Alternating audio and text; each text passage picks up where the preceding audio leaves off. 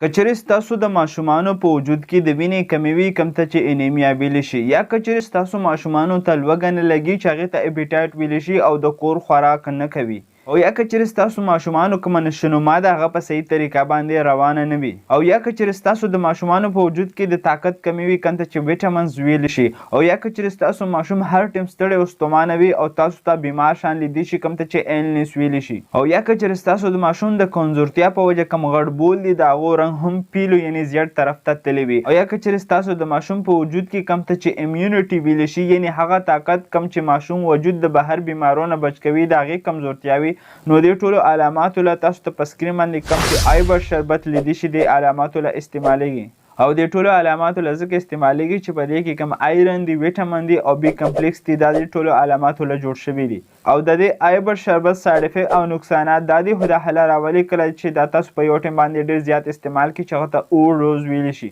چې دا د ماشوم خېټه خرابولی شي، چې پیچس طرف ته یې بولی شي چې هغې ته ډایریا ویلی شي، او قبض طرف ته یې هم بولی شي چې هغې ته کانسټیپیشن ویلی شي، د ماشوم په خېټه باندې درد هم راوستلی شي، او د ماشوم په خېټه کې ګیس هم زیاتولی شي، او د ماشوم د خولې ذایقه هم چینج کولی شي، او د ماشوم چې کم غټ بول دي د هغو رنګ هم چینج کولی شي، خو دا حله راولي چې کله دا تاسو اوور ډوز کړي، نو که چیرې ماشوم دا شربت استعمالوي د هغه په وجود باندې د الرجي علامات راځي، نو په دې دوران کې به تاسو ماشوم ته دا شربت نه ورکوئ، ځکه چې دې ته په میډیکل کې کنټرا انډیکیشن ویلی شي، او په دې دوران کې به تاسو خامخا د خپل ډاکټر نه تپوس کوئ. همدغه شان میډیسن انفارمیشن دپاره در سره فالو کړئ، او که چیرې دا ویډیو انفارمیټیو خپل فرینډ سره یې خامخا شیر کړئ. شکریه، الله حافظ.